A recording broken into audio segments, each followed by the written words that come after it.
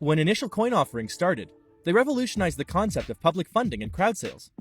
Because they were largely unregulated, ICOs allowed companies to raise millions of dollars from the public without any red tape. If you could sell your coin and your vision to the world, then you could raise money. Now, things have slowed down a bit. Regulatory bodies are keeping an eye on the space and are even beginning to prosecute some ICOs that are particularly egregious in running afoul of the law.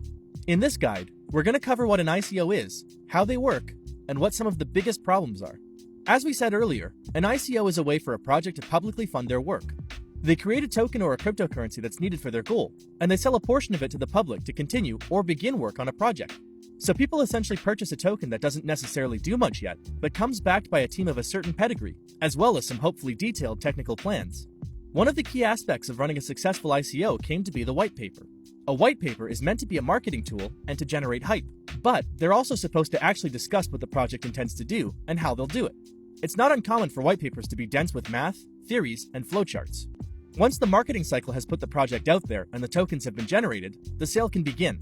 Often, the tokens are sold in exchange for a more established cryptocurrency like Bitcoin or Ethereum. That way, the developers are able to sell portions of their sales and fund their efforts. Using this blueprint, ICOs raised more than $20 billion in 2018 alone. While this is a great way for small projects to find funding from like-minded and passionate people, you may have already seen where the problem lies.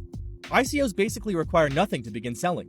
To be totally fair, there have been many valid and successful ICOs that have developed and are developing very useful technology. However, that doesn't change the fact that all you really need to start an ICO sale is a website and some tokens.